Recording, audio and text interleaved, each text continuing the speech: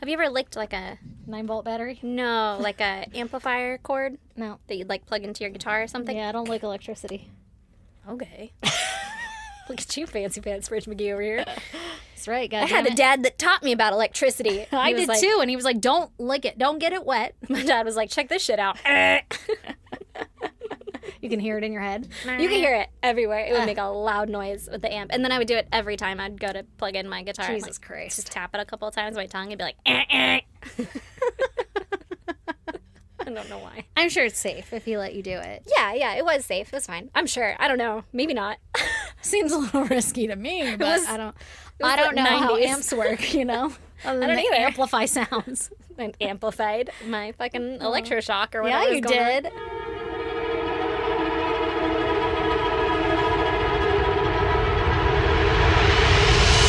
God damn!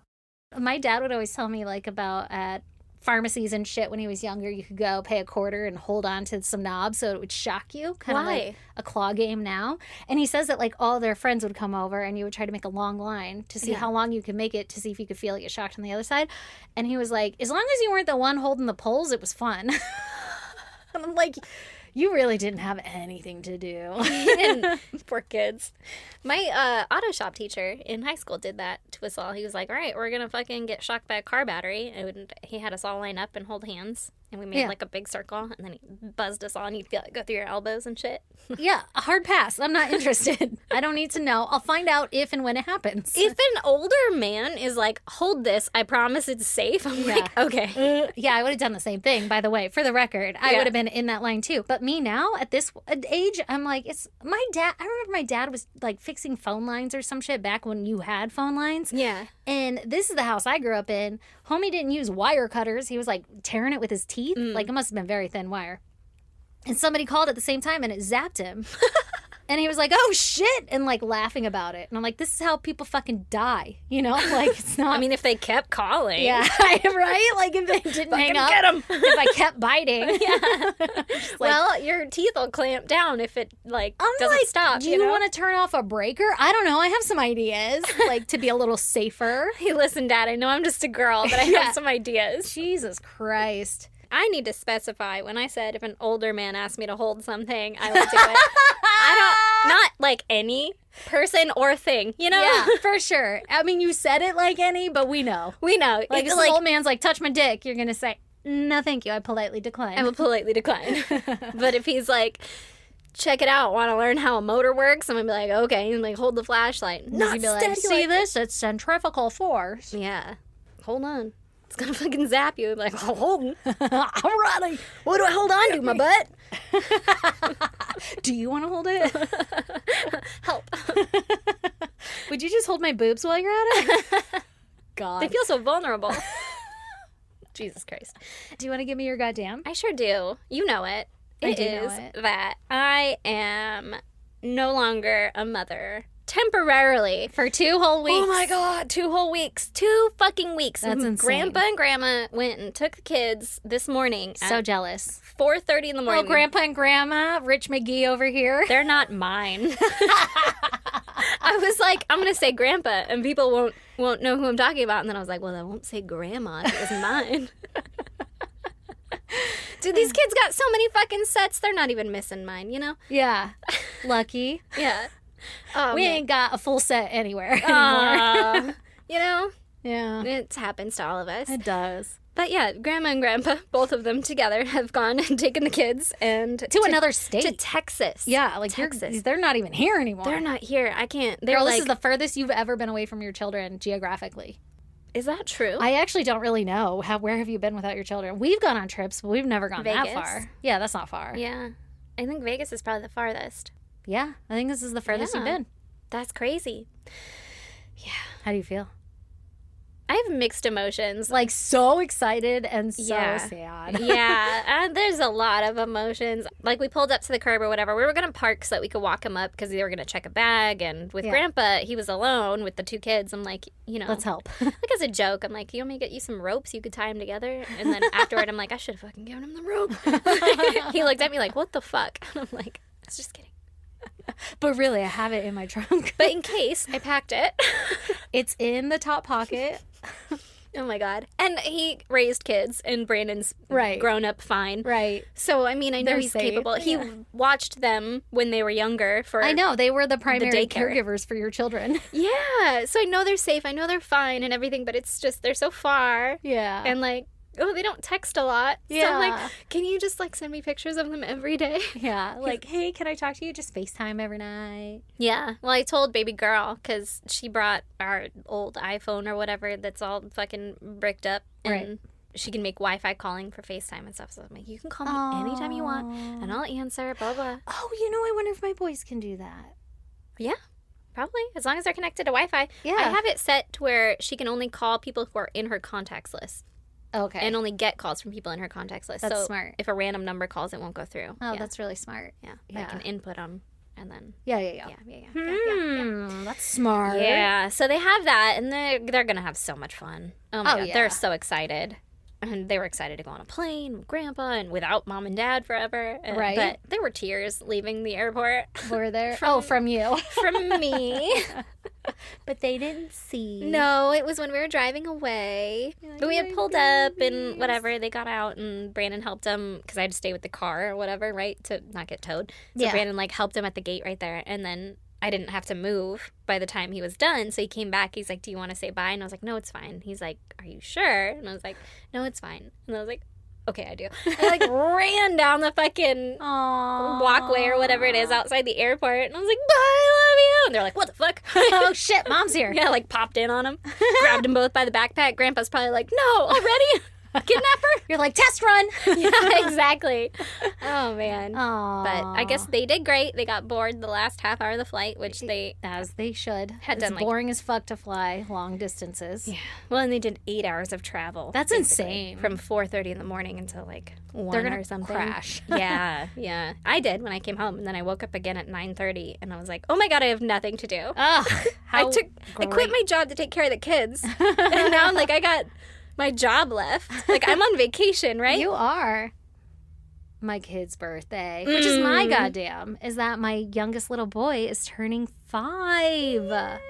Can you Oh my believe God. that? He's such a little man now, too. You got some people who listened from the beginning probably remember when I fucking squirted that kid out of my hoo-ha. Yeah. Isn't that crazy? We've Yeah. been doing the podcast that long. Yeah. For longer. Because That's we had crazy. already had it established by the time Yeah. we had, like when we started the podcast, you and I both didn't have our second kids. We didn't, because we did it in baby girl's room. Yeah, we decided to have baby number 2 while we were podcasting. That was dumb. So I don't know. I mean, how we- worth it. I I liked don't it. know how we survived any of everything that we have just gone through, and we still have a podcast. I know. It's a Christmas goddamn miracle. We've gone through some life fucking changes. right? Holy fucking shit! But dude, Yeah. 5 years old, Look at him. my little babe. My kids are very sad that they're going to be missing his birthday party. My kid is very sad that they're missing his birthday party, but we're gonna make it up to him, so they'll be Yeah. fine. Yeah, I'll get him a sick ass gift. And I told your other kid, I'm like, well, I'm gonna be there. He's like, fucking cool, man. He's like, I don't give a fuck. I'm like, hell yeah. when we meet for that tea party at the bottom of the pool. We're gonna play mermaids in the pool. Yeah. I can't wait. I'm so excited. Oh God, me too. I Especially because promise last I'll- time you made me swim by I myself. was just gonna say, I promise I'll get in this time. Probably. There might be more people around That's true. because it's just a pool party. That's true. Maybe I'll get a one-piece bathing Why? suit. You're fine. I I will don't know, I'm shove very you weird. in there. I'm Stand very next weird. to me. You'll be okay. I'm very weird. You can stand next to me and you will be okay. Okay. Thank you. You'll be like, at least I don't look like that. That's not what I'll think. I'll be like, we look like an atrocity.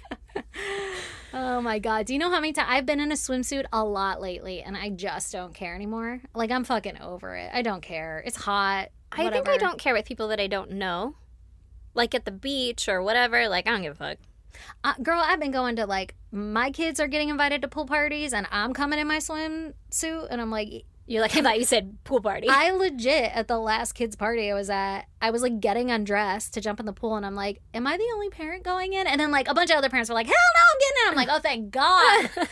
Thank God. Am I the only parent? It's really hot, guys. Because I'm still going to get in, but I just wanted to know if I'm the weird one or not. You're like, can someone else still watch, though? Because I'm going to be underwater. Yeah. Playing mermaids. Oh my man. gosh. Yeah. Anyway, yeah. That's very exciting for both of us. We're going through something right now. Yeah, we are. Yeah, we are. I can't believe it. Well, do you want to hear about some murder? Yeah. Because Fuck yeah, I do. have a motherfucking long one for you today. I'm sorry. Oh. Not that sorry, but, Yeah, you know. don't be sorry. Everybody's coming off of, was it last week that it was a 3-hour one? Yeah, right? Dylan might kill you. Dylan might kill me. It's not that long, Dylan. It's Hers not is as like long a as mine. 20-pager. Mine's only a 10. Yeah, you got this, girl. I'm going to tell you here on episode 302 about the Moores murders. Ooh. Bum, bum, bum, bum. Moors. So we're going to start with Myra Hindley. Was born on July 23rd, 1942. Okay. She's a Leo, which means she's charismatic, creative, and passionate. Bossy. Used to having her way. Probably. And she was born in Crumpsall, which is like an unincorporated part of England. Like Manchester, England. It would be fucking called Crumps. Crumpsall. And then she was raised in Gorton, England, which at the time was a bunch of slum housing. Okay. California accent, we don't say the T in things, so I don't know if that's Gorton or Gorton. Gorton. True. Either way, that's where it Gorton. is. Feels Gorton. very official. Yeah, sounds like it, right? I'm like, you're out in Gorton. Y'all out in Gorton order? Mm-hmm. And so obviously, they're in slum housing. They're poor. Her dad was a violent alcoholic. Oops. He had a job, though, so, you know, there's that. Well, hey. I'm not sure if the mom worked, but the house was small. And Probably not if they're living in the slums. I'm kind of thinking that, Yeah. you know. It was kind of a shitty house. Mm-hmm. It was a 1-bedroom, so her twin-size bed was right next to her parents' double-size bed. Hey, Just a little awkward. I don't know. How heavy a sleeper is she? Gross. Yeah. And then her parents went and got pregnant again. So, So they were banging. mm-hmm, All right. That's hopefully it was while she was at school. maybe. So they added a baby to the mix, right? Uh-huh. And they sent Myra to go live with her grandma, which is What? pretty close. But they're like, That's listen, rude. we're out of fucking space. It was after a couple months. They had a couple months of a newborn, and then they were like, you gotta fucking get out of here. Jesus Christ. Are you serious? Yeah. It's fucking rude. I mean, different times, you know? I guess. Shit. She was 5. You're annoying. So you're going to go live with grandma. She was 5. Yeah. I Poor mean, girl. I've had a 5-year-old and a newborn. I Maybe know. not a newborn. I had a No. 2.5-year-old and a newborn. Yeah. But even then, you just try to use them. Like, they're more helpful. like, go Especially get a at diaper. 5. Yeah, go get me a diaper. Oh, at 5? Hell Yeah. yeah. That'd have been a game changer. Like my kid right now, if I had another baby, yeah. I'd make him do so much shit. Especially in the 40s. Like, Yeah. you're essentially Oh, an yeah. adult. Like you got to get a job. Yeah. Like, what are you even still doing here? At this point, we got another income. Just sitting on the couch. Exactly. Work Yeah. them fingers, girl. That's right. Sort them beads, bitch. So, 5 years old, they sent Myra to go live with grandma, right? Okay. But I guess her parents didn't, like, completely abandon her or anything, right? Yeah. Because her dad, who had been in the parachute regiment during World War II, he was apparently known as a hard man, like, kind of take no bullshit, and he was a violent alcoholic. I mean, it sounds like every man in the 40s, right? Yeah, especially military, you know. And Yeah, he I had was just gonna ask. come. I don't know what a parachute, whatever is. What did you say? They're like they're Paratroopers. yeah, parachute regiment. So Okay. I guess they're called paras or something, but it was like an elite class of infantrymen or some shit, Gotcha. right? That would do the parachuting in. And in World War II, that was like What high you tech need, shit. Yeah, shit. Actually, Yeah. you know what? My cousin did that shit, and he did so many jumps from the planes and injured his ankles that he had to have his foot amputated. Oh, So fuck. I know it's still a thing. I just didn't know what it was called. Yeah, yeah. And maybe it's something different in England. But anyway, Also okay. true. I get what you're saying now. But I think he had gone to served in Italy, or he served for England or whatever, but like in Italy. So he was like in war, whatever, war Right. times, right? Okay, so he's a badass in war times, and now he drinks because he's seen some shit. He's seen some shit. Right. And he was like, I'm gonna fucking raise my daughter to be a take no nonsense type bitch too. Good. Right? Love it. And when she was 8 years old, a boy scratched her on the face and like Fuck him. made her cheek bleed. Mm-hmm. Mm-hmm. And she went and told dad. She was crying, was like, oh, this boy did this. And he was like, essentially, he's like, if you don't go fucking handle it, I'm gonna beat your ass. Oh shit. Yeah. So Like she you're gonna be in trouble. uh-huh. So Oh, she goddamn. went back out and beat the shit out of the kid. Oh, go. And then dad was proud. Go and so Myra. that was like her moment of like, oh, violence. If I beat the shit out of people, I get dad's approval. uh-huh. Violence gives me approval, or like Yeah. that's a good thing, right? Yeah. So, you know, Great start. good Great start. start. to Good start. life. A little fucked up. A little bit. I mean, like, you know, have boundaries and don't let people fuck with you, but like, don't just fuck with them, too. Yeah. Because I'm kind of this, not the same way, but, like, if my kid came home and was like, someone hit me, I'd be like, to hit him back? Like, I don't know. I'm just asking a question. Just asking questions. Like, what happened then, you know? And then? Yeah. I don't think I would ever encourage them to, unless it was, like, an ongoing problem or something, you know? Yeah, I don't know. I think it would depend. I think it also depends where you live, too. Like, you grow up in the ghetto, you have to. That's sometimes true. But, Or, like, you know, then they get stabbed, so... That's true. That's true. It could go either way. Honestly, no right way. I'm not there yet. So, and so far he's a friendly kid who doesn't get in fights. So I'm like, all right, let's keep it that way. So she's learning all about violence. Yeah. And then one of her best friends invited her to go swimming at a lake or some shit. And she was like, nah, I got something else to do. I gotta go beat the shit out of somebody? Probably. So she's like, Dad said I had to go beat this guy's ass. Yeah, I'm busy. So she didn't go, and then that girl ended up drowning at the lake. Oh, God, because she was alone? I don't think she was alone necessarily, but Myra took it really hard because she was a really strong swimmer, I guess, and was like, oh no, I could have saved her. If I had gone, if I had been there, she wouldn't have drowned because I would have been there to save her. Oh, that's so sad. Very sad. And pretty emotionally fucked up for a 13-year-old to, like, take on, through. you know? Yeah. So this caused her to lean pretty heavily into religion, specifically the Roman Catholic Church. And when she was 16 years old, she got her first communion. Okay. And so she's like, I'm fucking dedicated to the Lord, our Lord and Savior Jesus Christ. Right. She got her first job as a junior clerk at an engineering firm.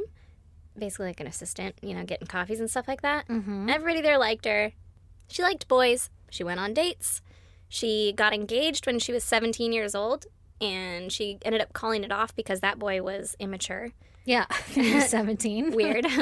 So she calls off her engagement and, you know, the normal stuff. She starts working on herself. She goes to the gym. Get it, girl. She started going on more dates. She would train in weekly judo lessons. Oh. Mm-hmm. She's like, I'm a fucking strong-ass, capable woman, right? Fuck some people up. Mm-hmm. But no one wanted to spar with her because apparently she was real slow on the release.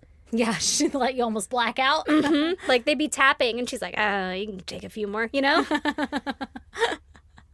Didn't have a lot of buddies to train with her or whatever, right? Yeah, that's all right. A little more of that violence part coming through. Yeah, Maybe some like sadistic part. And she's like, hell yeah, I'm good. Mm-hmm. So she got a new job at another engineering company, but she was fired 6 months later for not showing up. Oh. And then in January of 1961, Myra got a new job as a typist at a place called Millwards. Okay. And there she met Ian. Ian. Enter Ian. Okay. He was born in Glasgow on January 2nd, 1938. Ooh, okay. So he was a Capricorn. Mm-hmm. He has a strong work ethic, practicality, and a sense of responsibility. Ian was born to a single mom who worked as a waitress in a tea room.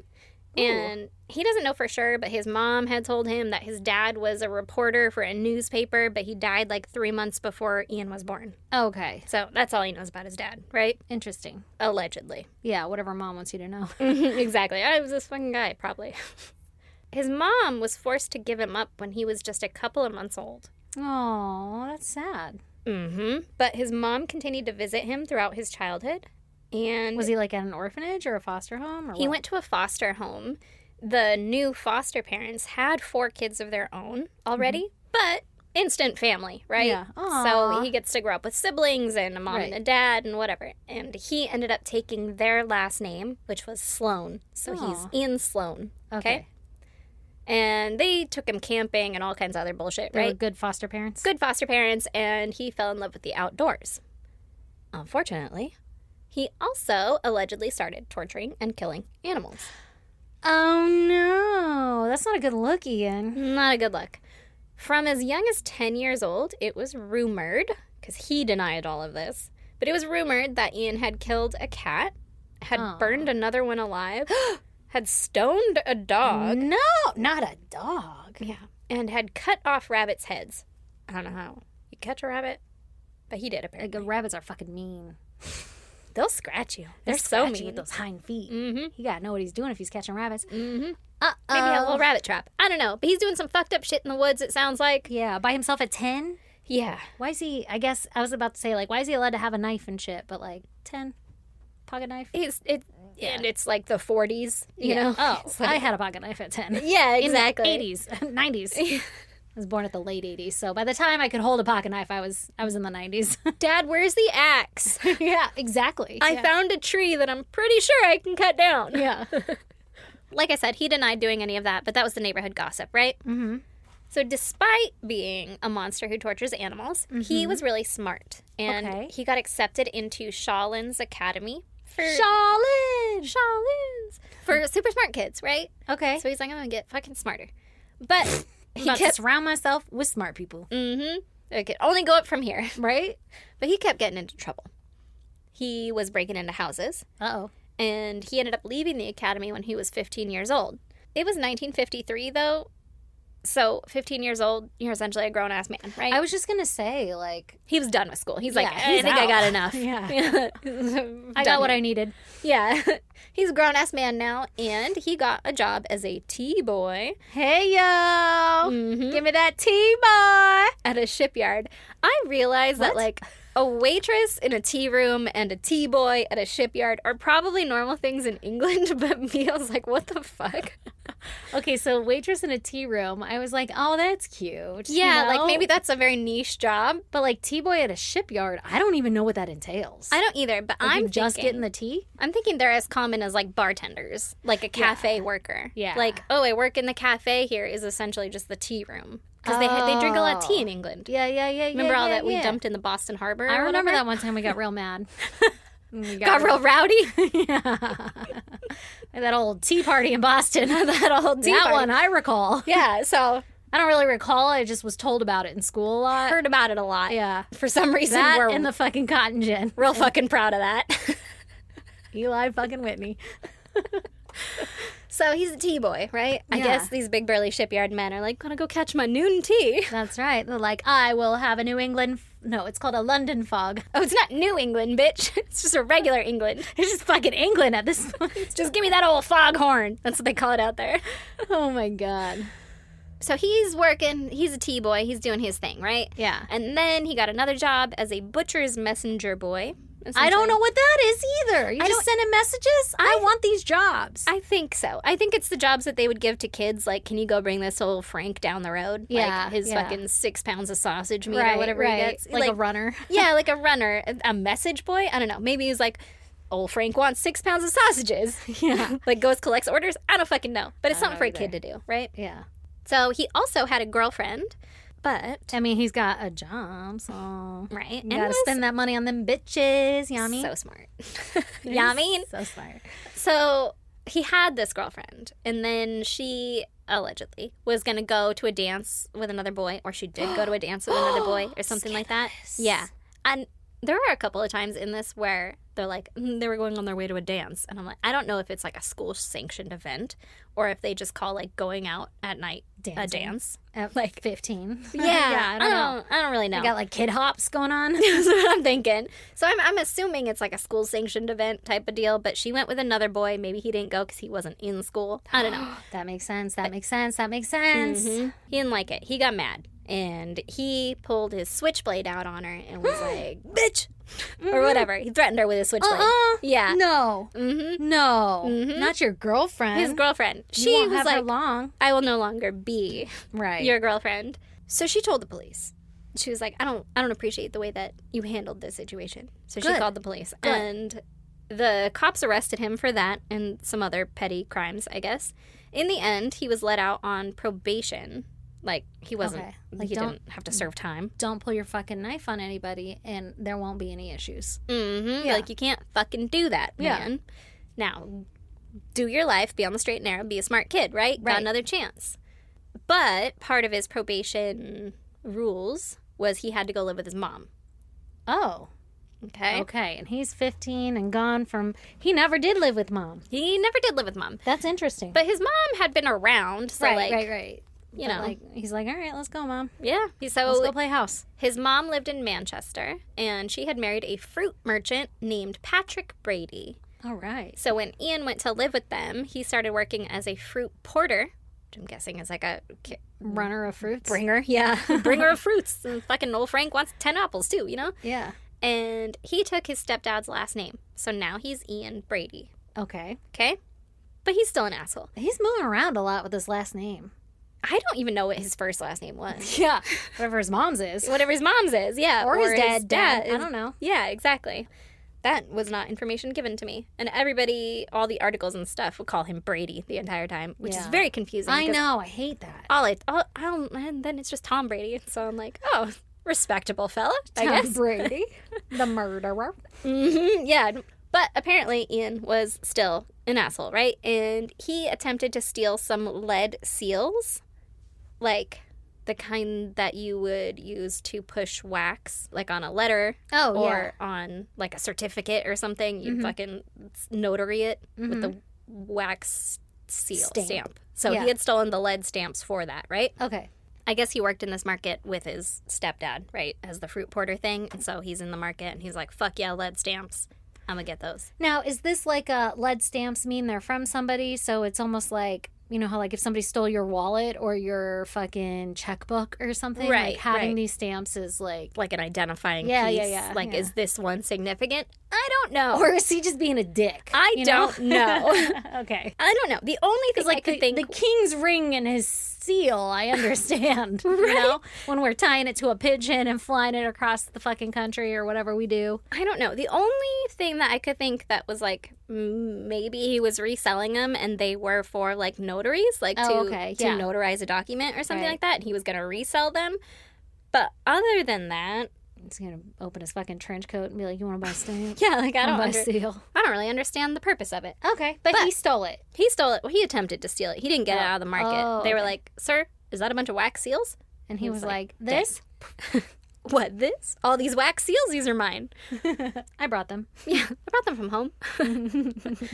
He was under 18 at the time, though, so he wasn't, I don't know, judged as harshly. And Yeah. I guess it was a pretty big deal because he Sounds was important then. Yeah, he was sent to a youth detention center. It's like juvie, right? Mm-hmm. For 2 years. Oh, Jesus. Well, they're Right. probably like, until you're 18, you're such a pain in the ass. Right, yeah.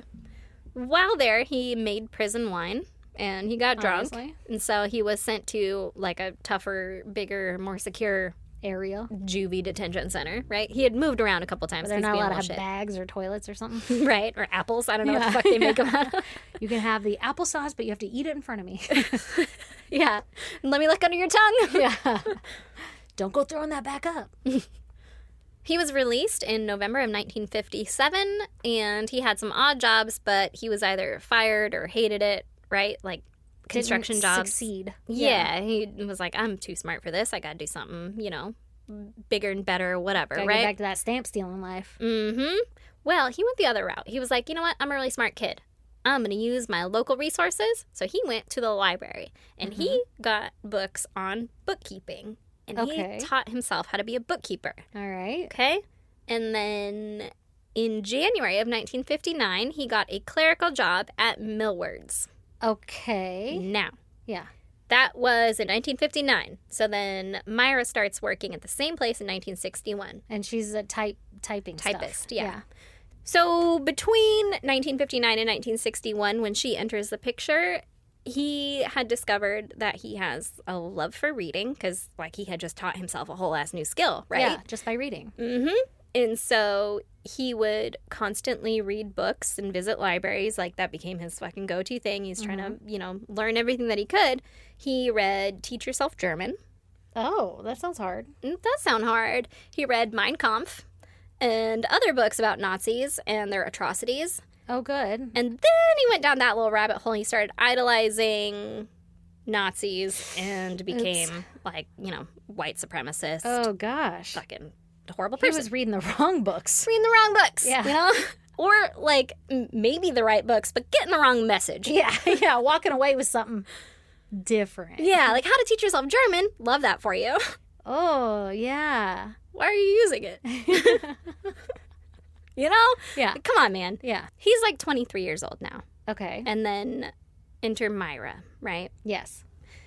For the first while that she worked there, she noticed Ian and she was like, that boy's hot or whatever, The right? little bad boy over there. Mm-hmm. She liked him, but it took 6 months for them to even have a conversation. Oh, wow. So they were kind of in their own little passing, area. You know? Yeah. She wrote in a diary, so we know that it was July 27th Okay. that they had their first conversation. Aww. It was a Thursday. I'll have you know. He asked me what day it was. It was July 10th. It's July 10th. I don't know what day it was. You're really good at quoting movies and shit. It's just all Except for that one was probably wrong. Someone's like, it's fucking May 5th. Anyway, Ian didn't ask out Myra until December 22nd. And they went to a movie. Okay. Okay, so he's like, oh shit, she actually kind of cute, right? She kind of cute. What's your name? What's So- your number? There are 2 accounts of what movie it was. I didn't write down either of them. One was some movie about World War II. And, Oh, God. Yeah. Horrible first date. A little stiff. I don't know. Yeah. A little And- serious. According to her, it was something else, but Okay. I don't know what it was. So this became like their regular little date thing, right? Movies. They'd go see a movie, and usually it was rated X. Oh. What?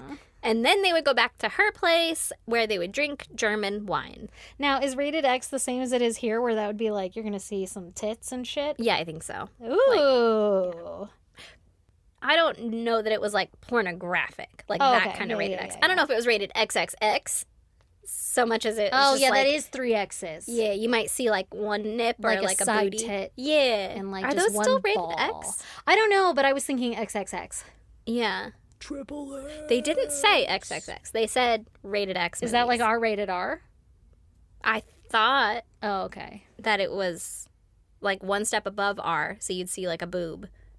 Or maybe That makes sense. I've something, never but like realized not right penetration. now that yeah. You know? Is that when you get the extra 2 X's? I think that's where the extra 2 X's come in. Yeah. It's like home run. 3 strikes, you're out. Oh, maybe Okay. that's what it is. I don't think so. Oh, maybe. I don't really know. You know. Okay, whatever. At any rate, Yes. that was their thing, right? That's what they did. And then they would get drunk on German wine, you said? Mhm, German wine. Not that other shitty French wine or whatever. You know? Yeah. Yeah. Had to be England wine. German wine. Wine. Wine. Don't know the significance of that other than maybe he's obsessed with Germany. Sounds like it. There's that. But they started hanging out regularly, and they would eat like their lunch breaks together. Mm-hmm. And then Ian started preaching about like the Aryan race to Myra, Oh, God. and he gave her books to study or Oh, to God. read, right? So Was she like, would. oh, God. Oh, no. Mhm. This isn't going the right route. Mm-hmm. And on their lunch breaks, like they would read together. They would read out loud to each other from these Like, isn't it the greatest, the supreme race? Like, That's listen fucking to this passage dorks. about fucking blonde hair, Bunch of losers. and blue eyes. Like, what the fuck? They must So- have really been selling that, I guess I don't. Was that like Hitler's era? Well, it. I know. was, That's why I'm like, yeah. they must have really been selling it. Yeah, Some people really were drinking the Kool-Aid. he for sure was. So then Myra started changing herself for Ian. She bleached her hair blonde Oh, no. and would wear like bright red lipstick to try Look and like a white bitch. be that like Yeah. perfect Aryan person or Right. whatever for him.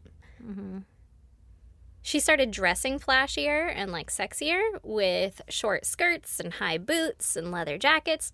Remember, she had just like gotten real deep into religion before Yeah, yeah. The Roman Catholic one. this, which is pretty conservative. Yeah. I don't want to say a prude, but like you gotta dress. Scariest one. It is probably the Most scariest one. intimidating.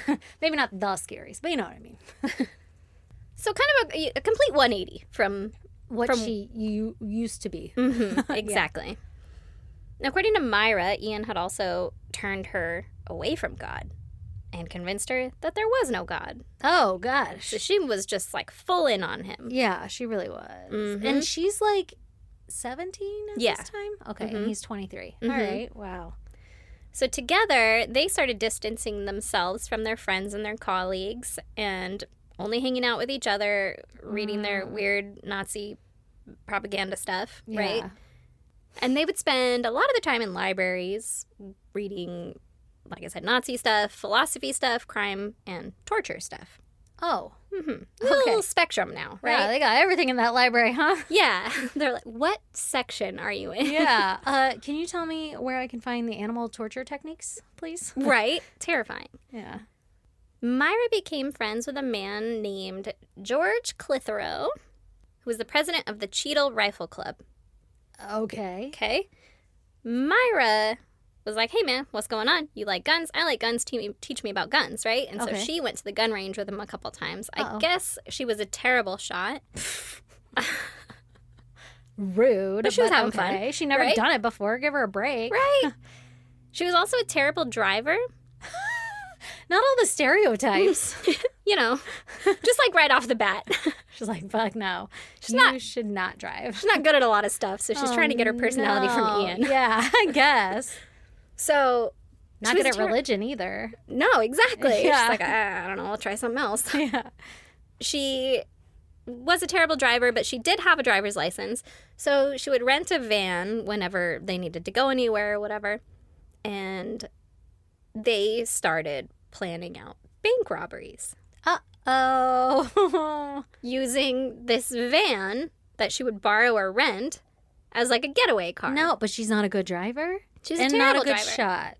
And not a good shot. What about like point blank? I mean, like, hard to miss from there, you know? Fill up the bag, you know? Right? That's probably what she was thinking. Yeah, because you don't want her as the getaway.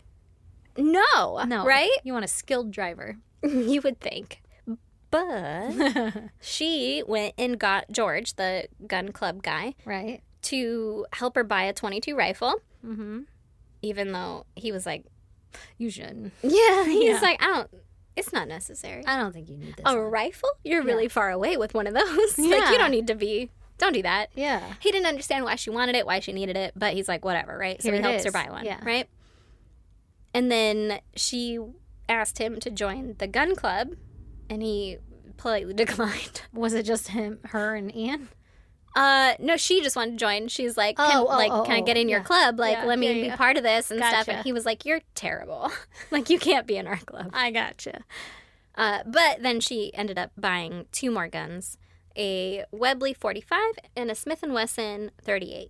Oh, my God. So she was like, let me buy all of the guns. Show me how to do this one, and I got the rest. Mm-hmm. She's like, I feel like I got a handle on it now. How'd she get so much money? Aren't guns expensive? It said that she was buying them from people. Oh. So it could have been like, you know, aftermarket or whatever resells. Yeah, they're like, I'll give you this one for free. They're like, this one doesn't shoot. Don't try it. Yeah, it might explode in your hands. Jesus. So then they have the guns. They have this van that they're renting, and they're planning bank robberies, right? Yeah. Not going the right way. No. Yeah. But they're more like daydreaming about the bank robberies. Like, this is how we would do it. And they had written out some plans and whatever. But they never actually came to fruition or anything, oh, good. Right? And then in June of 1963, Ian started to become obsessed with the idea of, quote, unquote, committing the perfect murder. This isn't a good look, Ian. He was reading novels about, like, you know, rich kids who had killed somebody and gotten away with it or whatever. Yeah. But they're, like, you know, based on true events. Right. Stuff like that. So he's like, oh, let me pick up some techniques. He's like, I know how to do it better. Or I could figure this out, This right? is how they got caught. I won't get caught like that. I'm not going to get caught like that. It's kind of like us, where we have a wealth of knowledge. Honestly, it's terrifying what we know now. I'm like, oh, no. I wasn't planning on knowing how to commit the perfect murder, but I got some ideas. If I'm ever a suspect now, it's going to be hard to be like, I could never. How would I even know? That's right. Been reading about it for 5 fucking years now. Over 5 years. Yeah. That's insane. So Ian is obsessed with this idea of a perfect murder, right? He was taking notes, whatever. Right. And that month, Ian moved into Maya's grandma's house with her. So now they're living together. Okay. And then the very next month, they put Ian's plan into action. Okay. On July 12th, 1963, Myra was driving around town in her rented/borrowed van, and Ian was following behind her on his motorcycle. Oh, he's got a motorcycle?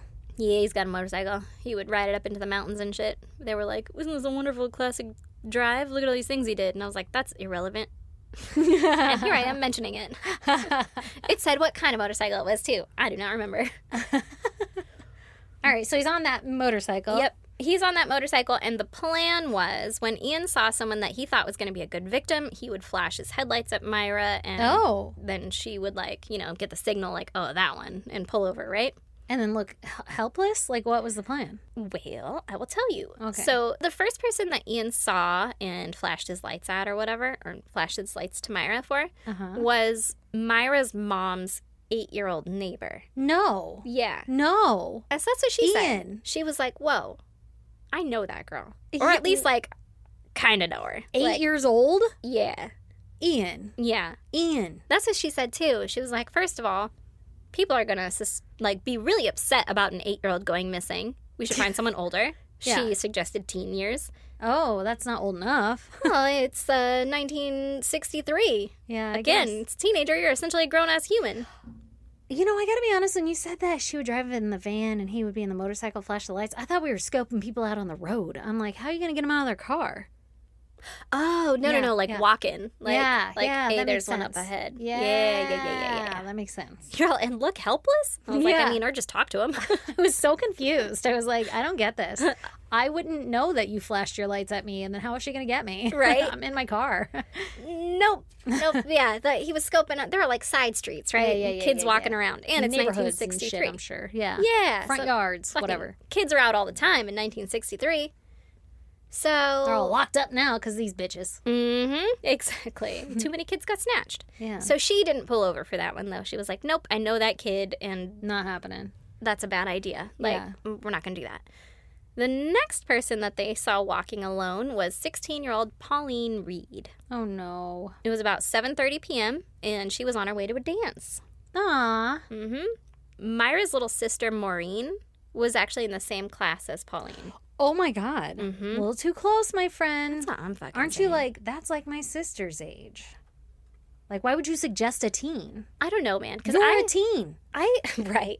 I think of that, with, like, people who kill, like, younger women, or, like, old men who kill younger women, and then they have daughters and stuff. I'm like, Yeah. how do you, like, I how is know. that person the same age? I know. That's like this. I know. How are these wires fucking crossed that much? I don't know, but they can disconnect it. Apparently. So Ian sees Pauline. He flashed his lights at Myra, and Myra pulled over and offered Pauline a ride. Okay, was she like, hey, girl, you going to that dance? Come get in. Yeah, I think it was Okay. something like that. And she's a single female alone. Right. In this Doesn't car. look terrifying. Mm-hmm. Pauline was like, fuck yeah, I don't want to walk to this shit. I'll be all sweaty or Yeah. whatever, right? So she gets in the van, and Myra was like, actually, before we go to the dance, can you come with me to Saddleworth Moor to look for a lost glove that I lost there? Like, it's a very expensive glove. I need it back. And Pauline was like, I guess. I'd be like, actually, I can't. I'll just walk again. Yeah, like, oh, never mind. I didn't know you were busy when Yeah. you offered me this. Right? Yeah, How yeah. fucking weird. Really weird. But I don't And know. It's an excuse for a different location. Exactly. Yeah. And I don't know if Pauline was like on board or recognized her or what Whatever. Yeah. happened, or she was just a helpful kid. I don't Yeah. know. But Or if she was like, no, and she's like, well, we're going. you're already I'm on the van. driving. Yeah, exactly. So I don't really know what happened there, but I don't know if you know what a moor is. No, there's a lot of words in that place. We don't have moors here. We don't. We don't have Saddleworths either. Apparently, a moorland is a tract of open land that's usually used for like shooting, something like that. Like a meadow? Yeah, kind of a meadow. But the picture of this one was like kind of hilly, like a lot of caverny hillies, and then Oh. rocks. Like it was Like a rocks and just canyon? shitty. But not like a between canyon. mountains? But like maybe there was peat in there too. I don't know. It was like not. It's not Like a bog? kind of a. Like, it's just a place you can't build shit because there's so much going on in nature, so you just go out there and shoot things. I think that's what it is. Okay. Yeah, they didn't look like there was a lot of tree cover or anything. Like it was pretty open. Okay. And relatively flat, but maybe the little dips like went in pretty far. I don't fucking know. To give you some sort of privacy or something? Maybe For yeah. murdering? I'm assuming that's what they're about to do. I mean, Yeah. you know where this is going. I'm aware. Yeah. Yeah. But looking at the pictures, I was like, that doesn't seem Like a great nearly murder remote spot. enough for Yeah. me. You know? For you to be willing to do it and not be Yeah. caught. To do nefarious shit out in the open. Like, yeah. no. Yeah. But Pauline was like, fuck yeah, let's go find your glove, right? Uh-huh. And they... She's like, is it over here? were you walking around? Were you holding them? Why what are color you are in they? this moor? Yeah, so weird. So they head to the moor, and then Ian pulls up behind them on the motorcycle. Very And- loud. Right. Yeah. And Myra was like, oh, don't worry about him. Like, he's just going to help us look, right? Oh, God. Mm-hmm. Now, there are different accounts about who did what. Uh-oh. Essentially through this entire story here. But yeah, so they're not going to agree with each other? they don't agree with each other in the end. According to Myra, she stayed in the van while Ian and Pauline went searching for the glove. Which, as Pauline, I'd be like, bitch, it's your glove. Yeah. And I'm dressed for a dance. Yeah, Like, I'll fuck just off. sit in the car. Yeah, I'll wait in the car while you guys go figure out your shit. Exactly. But apparently, she got convinced. Yeah. Apparently, she's a nice, helpful kid, and so she went out with Ian into the moor. Mm-hmm. Allegedly. Ian came back to the van after about 30 minutes to get Myra and bring her back to where Pauline was lying dying. Oh, God. What if, like, I don't want to see? No. But that's according to Myra. Right. And we all know she's a little kind of fucked up, too. So, Pauline's clothes were messed up, and she had been nearly decapitated. Allegedly. What do you mean they're messed up? Ruffled about? Not on? Sliced through? Dirty? It said in disarray. And you got to imagine it's a dress. I'm assuming it's a dress, probably, because it's the 60s, and she's a girl going to a dance. But I think they were not where they're supposed to be. Sounds like what disarray would mean. Okay. Mm-hmm. Her throat was slit at least twice. Oh, my God. It was done with such force that her coat and her necklace had been pushed into the wound. Ew. What the fuck? Brother, the way I said it was just the right tune. Was it not sharp enough to cut the coat and the necklace? I'm guessing. I guess. I don't know. And just pushed it in? I guess. Uh-uh. And then nearly decapitated her. No, Myra allegedly then asked Ian if he had raped her, to which he responded, "Of course I did." Sorry, not a funny thing to laugh at, but like, that's your girlfriend. Yeah, like you just asked your boyfriend if he had sex with another person while you waited in the car. Hopefully, I don't even know what I hope. I was going to say, hopefully she was alive for Myra's sake in terms of like having sex with another woman. Yeah. But hopefully she was dead for Pauline's sake. For not having to endure a rape. Yeah. There's no way for me out of this. There's no good. Yeah. There's no good in any of this. But it is just kind of like mind-boggling. Yeah. To think about that mindset that Myra had to have been in. Like, what a weird fucking... 100%. Ugh. Well, and Ian just fucking got a hard-on in the middle of nowhere after killing a woman. Like, I don't... Right. Or before. I don't know. Yeah, who knows how long that thing's been there, but... Now, according to Ian, Myra was involved throughout the entirety of the murder. Oh, interesting. Including the sexual assault. Really? But we don't know. According to Myra, she is not. What would Ian gain by saying she was also along for the ride? Other than she would get in trouble, too. But, like... Yeah. I don't know. So the pair then got a shovel that Ian had left there previously, and they buried Pauline in a shallow grave in the Saddleworth Moor. Wow. Wait, he brought the shovel there previously? They had planned this. Oh my God. They were doing the trolling with the van and the motorcycle. Like, he was fucking ready. He had a plan. He's like, don't worry about it. Did. We're going to bring her here to the spot that they had picked out. And she was just the bait. Mm-hmm. Wow. Myra was, you mean Myra was the bait? Yeah, Myra was the bait. Yeah, to Myra was in the car. Yeah, get Pauline in the car. Yeah, to be a single female that someone would trust. That's fucking terrifying. Yeah. I didn't end up putting it in here, but Myra did eventually say that she felt like her crime was this is with her still saying that she didn't commit any murders or anything. Yeah. But she was like, I think that my crimes are still worse than Ian's just because they wouldn't have come had it not been for me. Yeah, 100%. I don't know if you caught that there. I said they. There's more than one. More to this. Oh my God. They get a system. Yeah. Oh no. So obviously there was a search for Pauline, right? Yeah. And she had been dating a boy named David Smith. He was initially questioned pretty heavily because he had been into some trouble with the police before this. Scandalous. Mm-hmm. But they had no evidence against him, and they eventually let him go, right? Right. And he's like, I got set up at the fucking dance. Yeah. You should feel bad for me. Exactly. Yeah. We all know David didn't do anything, right? So David didn't do it. Good on you. Let him go. Yeah. So from there, Myra and Ian laid low for a while. Pauline's body wasn't found. That's insane. Yeah.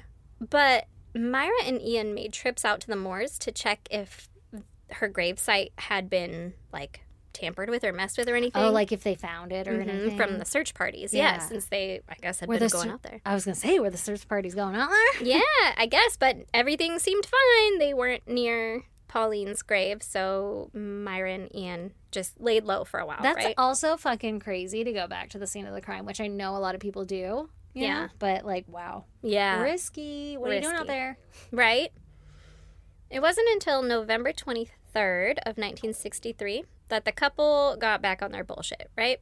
Okay. They went to a market in the early evening, and they saw 12-year-old John Kilbride. They told him that his mom would be worried about him being out so late, and they offered him a ride home.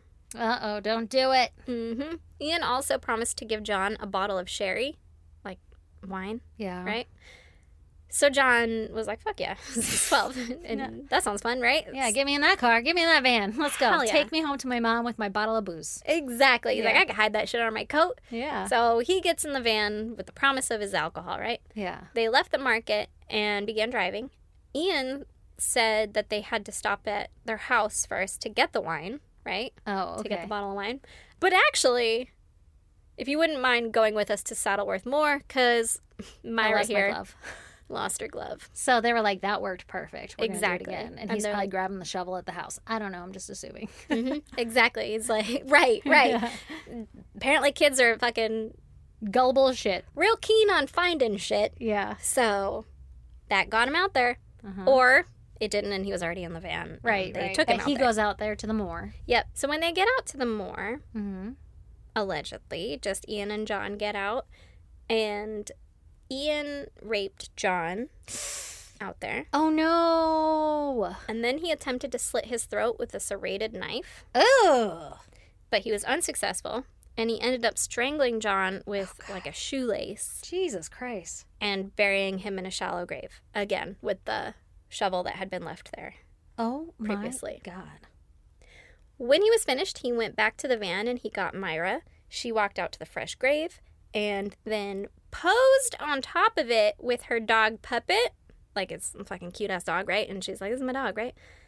Took the dog What? everywhere with her. And so she, like, sat on the grave with her dog. And Ian took pictures Shut the fuck up. with, like, old-timey-ass camera. Shut the fuck up. Because this motherfucker is an amateur photographer. Shut the fuck up.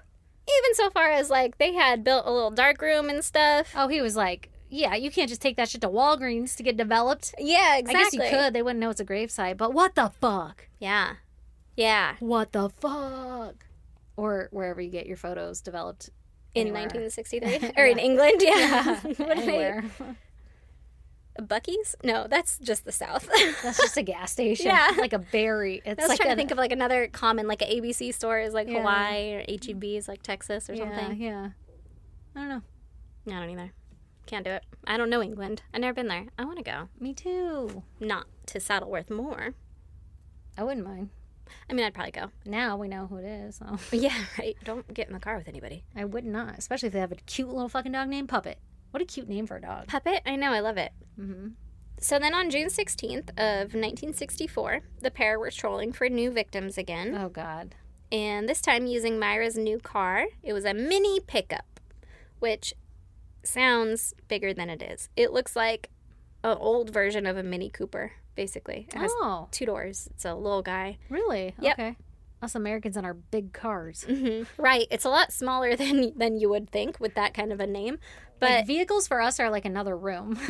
literally, when Brandon got his truck, I was like, it's like a living room in the back seat. Yeah. That's a couch back here. There's like Wi-Fi, there's TV. Yeah. There's everything's cooled or heated. Right? So now she has this little mini pickup, right? Right. Car has a lot of windows, too. Don't know how that plays into this story, but Just so we know, it has a lot of windows. there's a, like, I looked at a picture of it, and in my opinion, It's got too many windows? not too many windows, but, like, if someone was sitting in the back seat, you'd be like, there's someone sitting in the back Oh, seat. you could see. It'd be Yeah. like in my Festiva. Literally, yeah. Like, you could see everything. Yeah. It's an open-ass car, right? Yeah. So I don't really know how this next part works. But Myra stopped 12-year-old Keith Bennett, who was going to his grandma's house, and she asked him if he would help her load some boxes into her car. And so he did. And then she said that she'd give him a ride to his grandma's house. Mm-hmm. And he was like, fuck yeah, I love that. But when he got in, Ian was in the back seat. Okay. Okay. Don't know how he didn't see that. Don't know why he wasn't like, why ain't your man helping you? Yeah, like, why Because ain't he's he right filming? there. Yeah. Like, I don't get it. He could put the boxes in. Yeah. But okay. When Keith got in, they asked if he would help them look for the infamous missing glove, right? Mm-hmm. And he agreed, so they drove out to Saddleworth Moor again. Ian and Keith got out of the car while Myra allegedly waited. Ian eventually returned to the vehicle with a shovel that he had stored there in advance. Mm-hmm. And he told Myra that he had raped Keith and then strangled him with a string. Allegedly, Myra didn't see any of this part. All right. A couple of months after this, Myra's sister Maureen married a man named David Smith. Oh. Sound familiar? It does sound familiar. That's because that's Pauline Reed's old boyfriend. Oh, shit.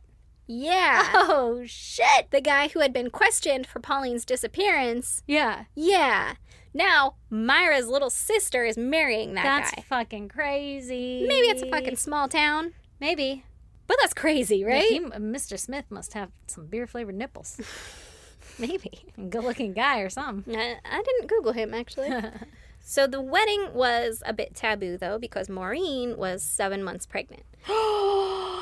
Oh, shit. Mm-hmm. She having a shotgun wedding. Mm-hmm. And her family didn't like David because, as I had mentioned before, he had some previous criminal histories. Well, I mean, and also it's like he was suspected in a disappearance. Yeah. Yeah, but he was let go, you know. Right, but still. Can't hold it against him forever. If my daughter were dating him, I'd be like, baby girl. Mm-mm. We don't know. We don't know. We just don't know. The Yeah. police are sometimes wrong. Yeah. Yeah, really. So then Maureen and David eventually moved closer to Myra and Ian. And under the suggestion from Ian, the two couples went on like a double date together, right? Shut up. Mm-hmm. So David is going on a double date with his ex-girlfriend's murderers. That's fucking insane. Oh, That's it gets worse. Insane. It gets worse. So Ian liked David because, like I said, David had this criminal history. Right, they can relate. They can relate. He, I guess, was a little shit too. He had been convicted of actual bodily harm, which is wounding with intent, when he was 10 years old. Well, what 10-year-old is not wounding with intent? Yeah, but if you're going to get charged with it, like That's got to be bad. That seems pretty intense. Yeah, like, yeah. I don't know, what were you harming? Who were you harming, you know? Yeah. Like, was it an innocent librarian or was it like, you know, mom? Because that bitch gets beat up all the time. Right? She used to it. Yeah. Give me my goldfish, and we won't have this problem. Exactly. Next time, make a snappy. Sure. Shit my pants, so wipe my ass. Love you. So he had this actual bodily harm charge against him, right? And he had also had some other charges for breaking into houses. So Ian was like a man after my own heart. Right. Like, oh, man. It's birds of a feather. Exactly. He had a fondness for David. Mm-hmm.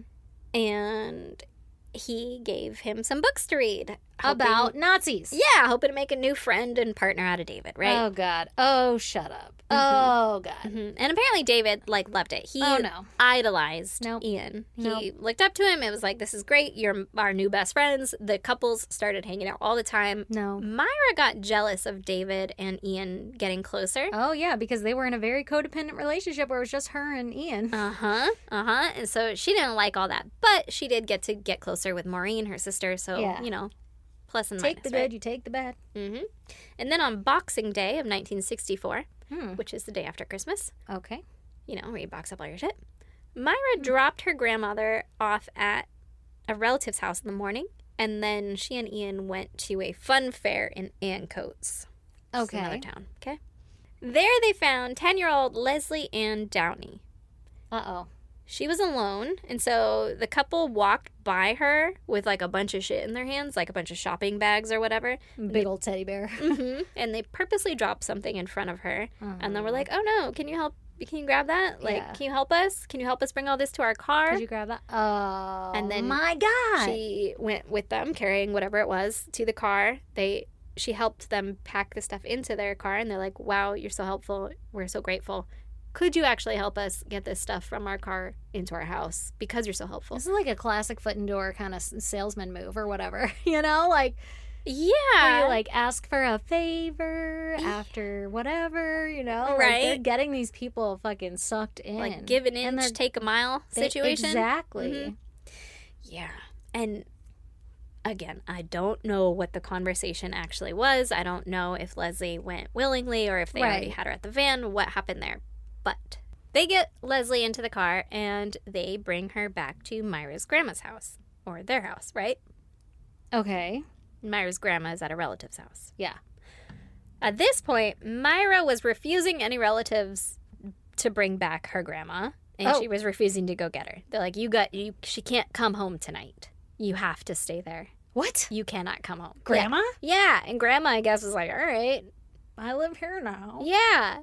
I'd be like, excuse the fuck out of me. I'll start walking. Right. At my fucking house, bitch? Yeah, get out of here. Yeah. Mm-mm.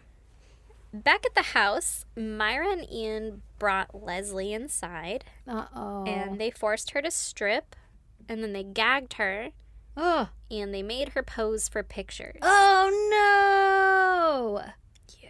And he's developing them Yeah. in their own little house. In their own little dark room. Oh, no. And then they raped and killed her while recording everything on a reel-to-reel audio tape. Oh, shut the fuck up. I will not. What the fuck? Ew. What the fuck? On the tape, both Ian and Myra's voices can be heard. Although, according to Myra, she went to run Leslie a bath and came back and she was dead. So she's not telling the truth because we have audio. We have audio. That bitch. And then, according to Ian, Myra strangled Leslie with a piece of string. Also, how convenient. Now, when there was just like one person, I was like, maybe she's telling the truth. But all of these people, you happen to conveniently not be around whenever he's raping and murdering? Yeah. Suspicion. Yeah. The next morning, the couple brought Leslie's body to the Saddleworth Moor, and they buried her in a shallow grave. Oh my God. She was nude with her clothes at her feet. Like they put her like they clothes in a threw 'em little in there, bundle. yeah. Yeah. That's fucking awful. After they were finished, Myra went and picked up her grandma and brought her back home. Like, sorry about it. Your murder house. Yeah, everything's fine now, I mean, right? a little kid lost her soul here. So. Ugh, God. It wouldn't be until almost a year later that Ian and Myra decided it was time to find another victim. Oh my God. How many people are they getting? How's nobody noticing? They're noticing, but they can't find anybody, and they're not connected to these people at all. Yeah, they're just like, I guess there's no disappearing. witnesses at the fucking fair or whatever. Jesus Christ, I guess. I don't know. Where are your fucking parents? I don't know. It's fucking 1964, right? No, 1965. Still. So then, on October 6, 1965, Myra drove Ian to Manchester Central Railway Station, and Ian got out and then came back a little while later with 17-year-old Edward Evans. 17's pretty old for them. 17 is pretty old. That's almost the age of fucking Myra. That's a fucking grown-ass adult almost, right? Yeah. Edward was an apprentice engineer from Ardwick, and Ian introduced Myra as his sister. He's like, Oh, weird. yeah, I think Ian was bisexual and Yeah, was, for sure. He's yeah, raping obviously. little kids. Mhm. Yeah. But like to get Edward into the car, He's it was trying like to- hitting on him or Yeah, whatever. yeah, like yeah, we're yeah. cool, everything's That's cool. my sister. That's just my sister. Don't mind her. Yeah. Yeah. She cool if you shut up my knob real quick. And then the three of them went back to Myra's house. I'm not sure where Grandma was at this time. Okay. But they sat around drinking wine, and then Ian told Myra to go get David, the brother-in-law, Okay. okay, who lived nearby, right? Yeah. So Myra got back to their flat, and she left David outside, told him to stay outside and wait until he sees a signal, and then knock on the door. And the signal was going to be flashing lights.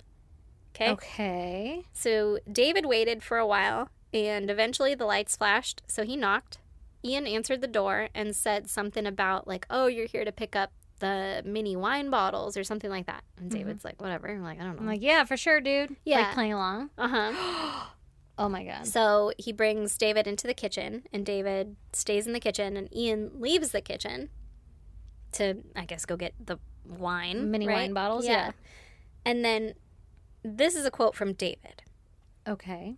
I waited about a minute or two, then suddenly I heard a hell of a scream. It sounded like a woman, really high-pitched. Then the screams carried on, one after another, really loud. Then I heard Myra shout, "Dave, help him," very loud. When I ran in, I just stood inside the living room, and I saw a young lad. He was lying with his head and shoulders on the couch, and his legs were on the floor. He was facing upwards. Ian was standing over him, facing him, with his legs on either side of the young lad's legs. The lad was still screaming. Ian had a hatchet in his hand. Oh my God, I don't want to know any of this. Holding it above his head, and he hit the lad in the left side of his head with the hatchet. I heard the blow. It was a terrible, hard blow. It sounded horrible. Yeah. Yeah. End quote. I don't want to know any of that. That's fucking awful. Isn't that horrible? Yeah. I don't need that level of detail. I don't think David did either. Yeah. He was like, what the fuck did I just walk into? Yeah, right? So Ian eventually killed Edward by strangling him with an electrical cord. He didn't die from the hatchet blow to the head? Fuck. And then, I guess during the attack, Ian had sprained his ankle, right? Because this is a 17-year-old man now. This is the oldest Did David boy. help? He says no. According to the only quote that I read, He did not. know. But he was just as shocked. yeah, but I don't know. But Myra was like, you have a role here, my friend. Yeah, Myra was like, we invited you for a reason. This is a big you're one. not just here to pick up mini water bottles or whatever. Yeah. Wine bottles.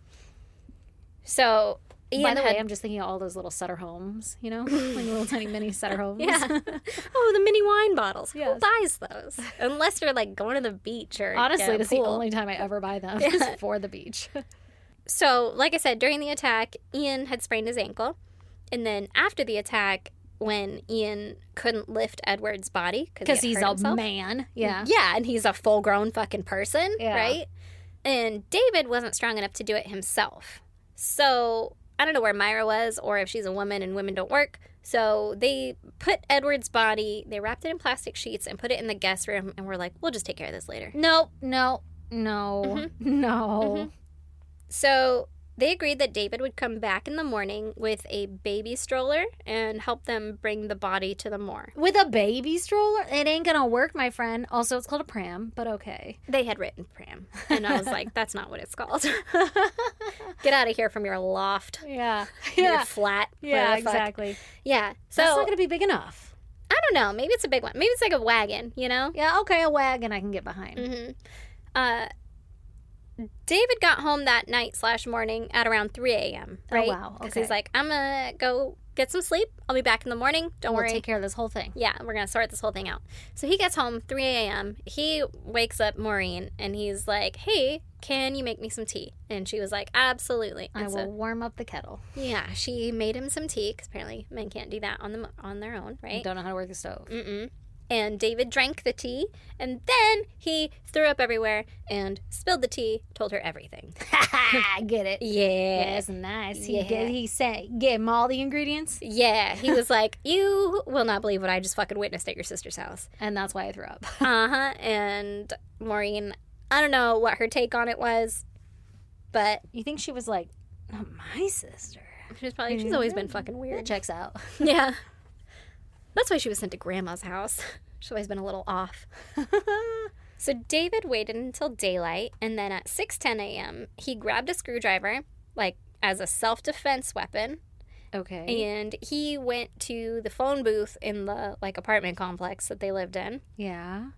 He was afraid of Ian Is he going to end this all? seeing him. Go, David! I thought maybe he was part of this now. Well, I mean, he's part of it now, but he But- doesn't want to be. But he's going to do the right thing. Yeah. When you said it gets so much worse, I speculated that homie's about to join the murdering crew because they were all getting along, and I was like, No. he's going to join his motherfucking ex's murderer. Yeah, I mean, I guess it just makes it worse because they were like, hey, guess what? Oh, yeah. Fucking come on in, right? Yeah, like, hey. Like, Yeah. why'd you involve Psych. him? Yeah, I don't know. Oh, my God. Yeah. So he goes to the phone booth. He calls the police. He's armed with a screwdriver because he's like, Ian could be around any fucking corner. You fucking pop out of a goddamn bush. Uh-huh. I'm going to shank him with this. He was terrified. Yeah. So he calls the police. The police come and they pick him up at the phone booth and they take him to the police station Mm-hmm. where he tells them everything, right? Yeah. So Like, the you can go in the guest room right now. Yeah, right. You want me to take you there?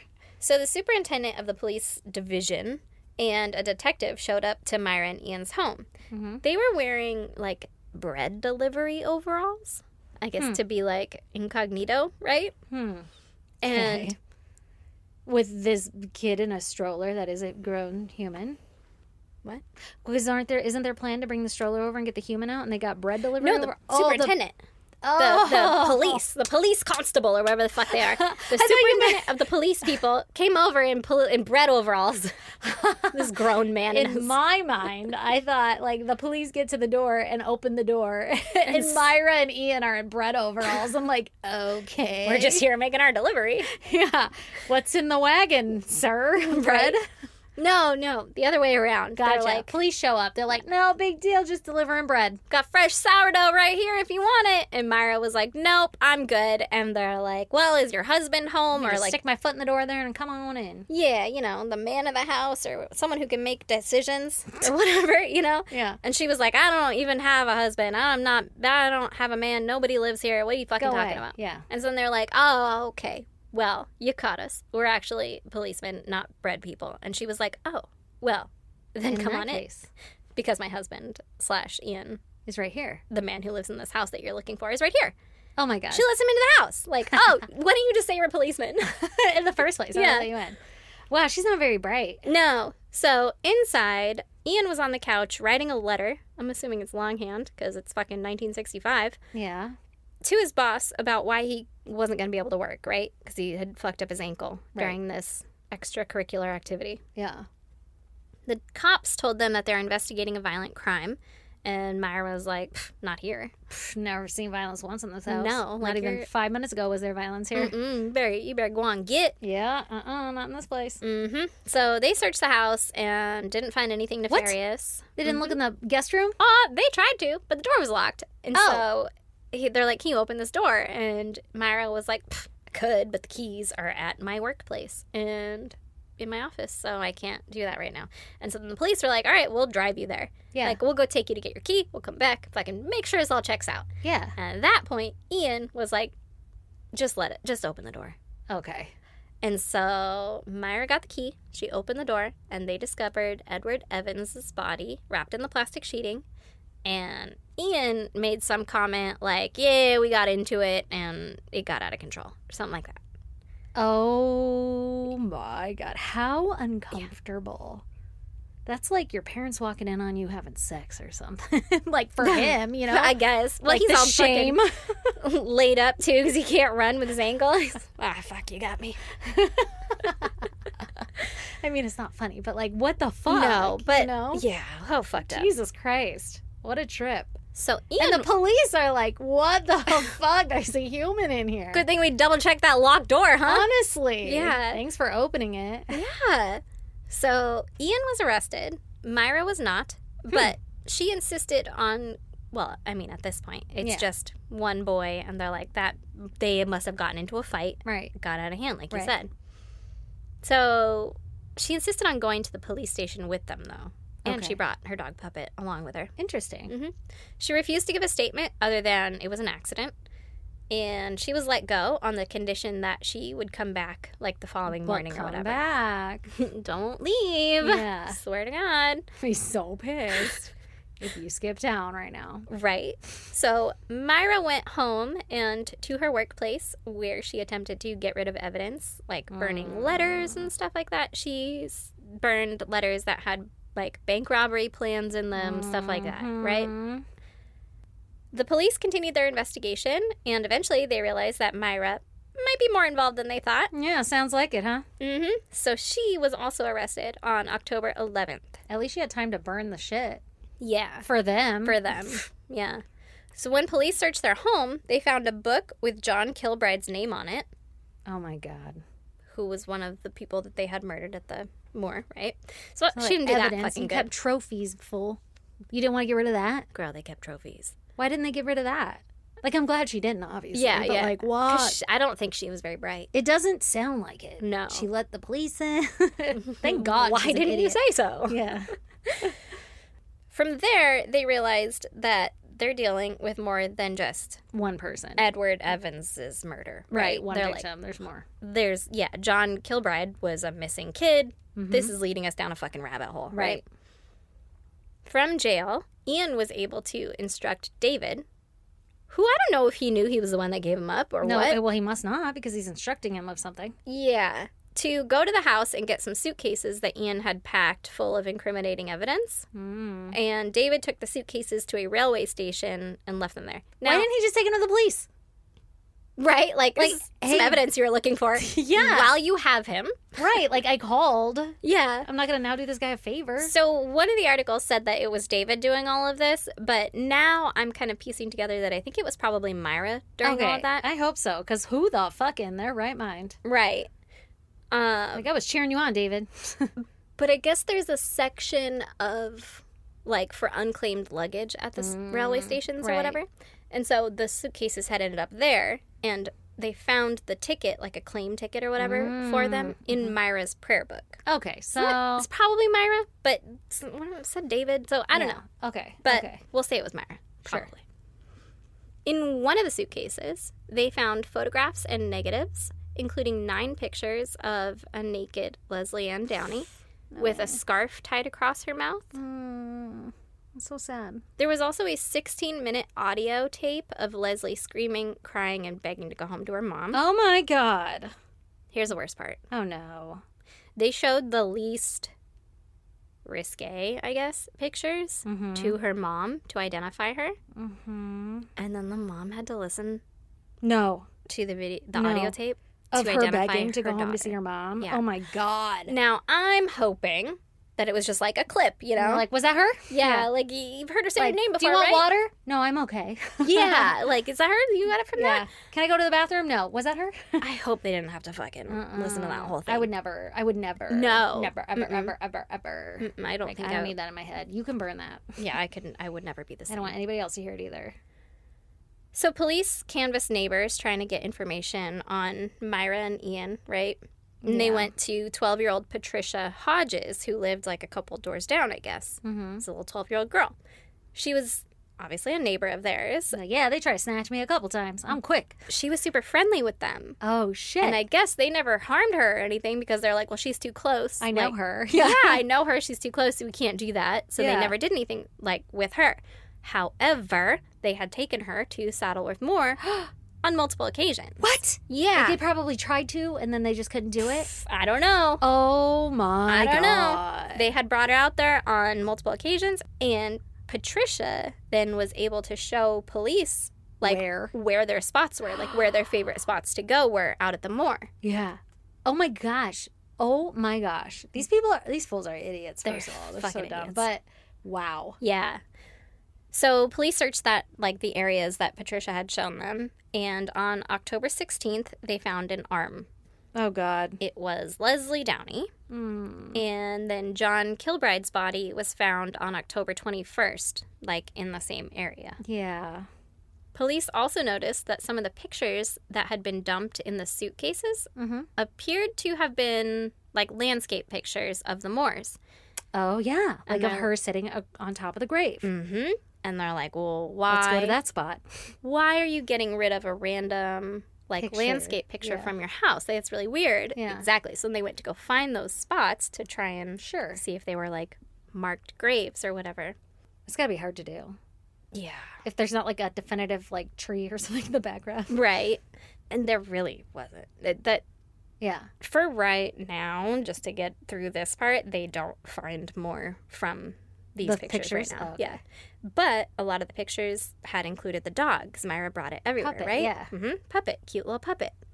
And there were pictures when the dog was even a puppy. And so they're like, well, let's try and date these pictures. Oh, yeah, right? based on the dog's age. Based on the dog's age. If we can find out how old the dog is, then we'll know when these pictures were taken. It'll help out with the landscape, whatever, right?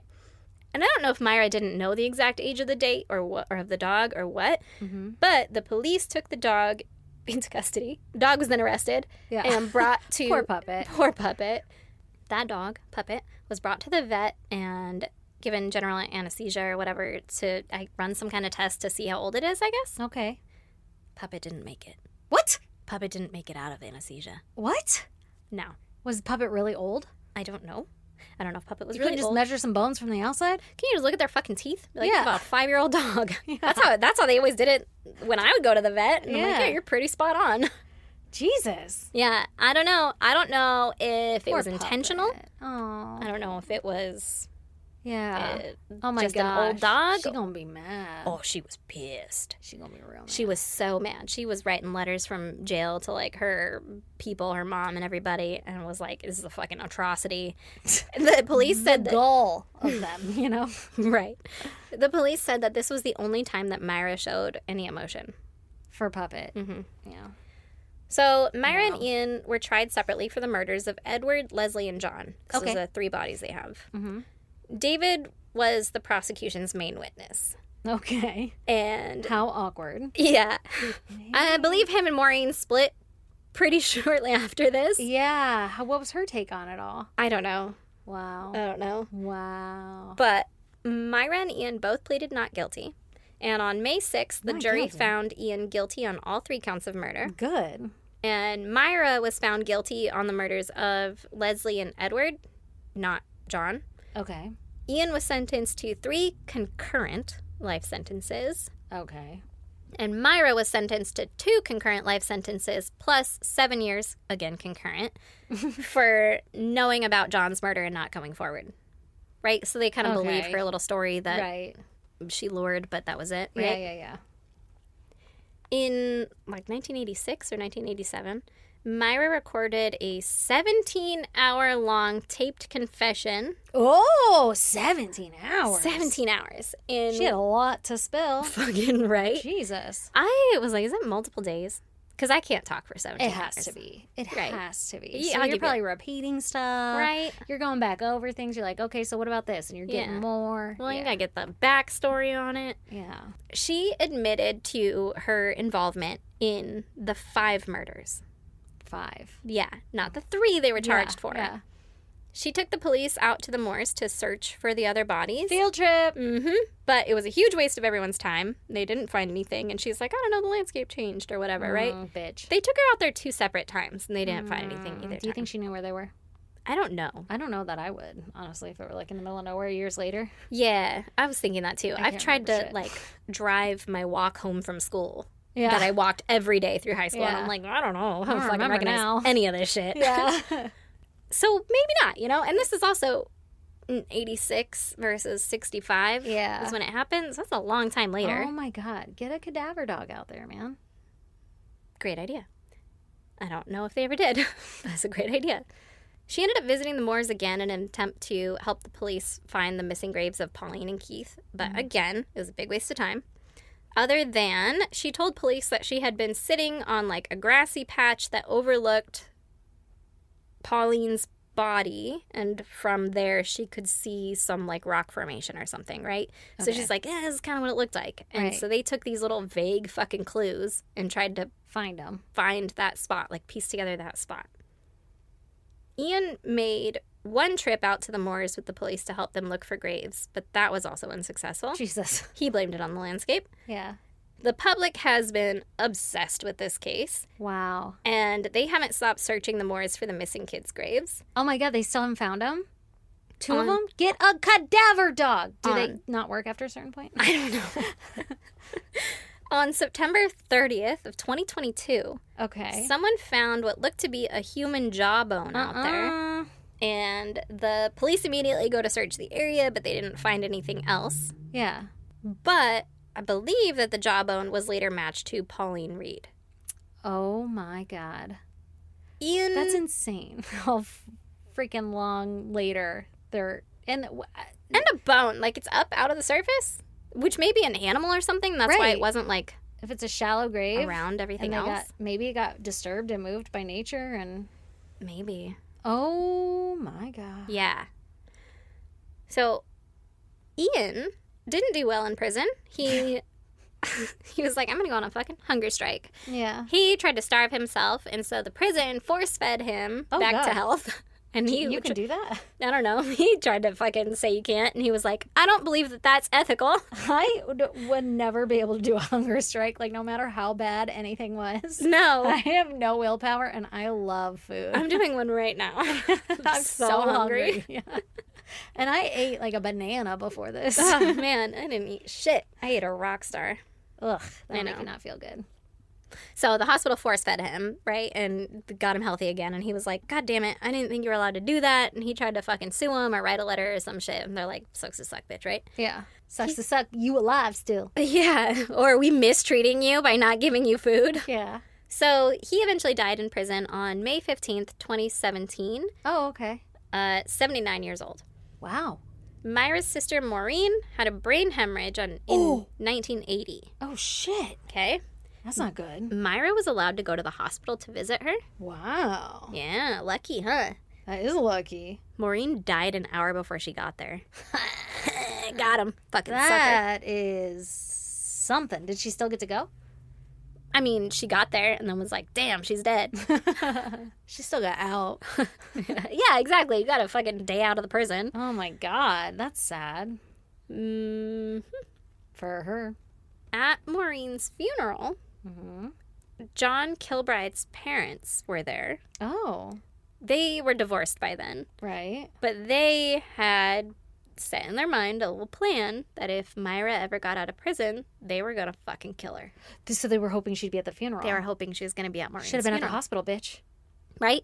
Girl. Well, maybe they didn't know then, you know? They didn't get the alert that she had gotten a brain hemorrhage. Right? Oh, shit. But they did hear that she died, so they showed up at the funeral and they saw a woman who matched, you know, kind of the description. And I guess John's father attacked her. Oh my God. And it wasn't Myra. No, you gotta double check that You shit. gotta double check. You gotta look again. Go introduce yourself. Yeah. Wear some red then overalls. Beat the shit out of her. Yeah. Oh my God. How Was she horrible. okay? I don't know. Person Probably. got attacked? Jesus Christ. I'm sure they recognize. Love your intensity. You know, but like, wow. Yeah, but also, I get it. Like, yeah, oh, for sure. get it. Like, I'm so excited. I was hoping she'd go to the funeral and end up murdered. Right. Not that that's right. You know, no, but but whatever. it would be a nice little bow on the baggage or something, right?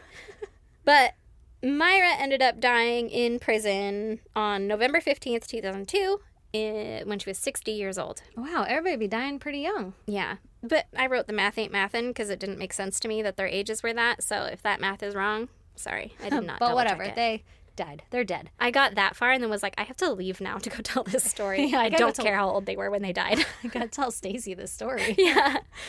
Isn't that fucking Yeah, crazy? I think it's crazy that we still don't have the fucking remains of 2 victims. Yeah. Those poor families. Mhm. And we know the area.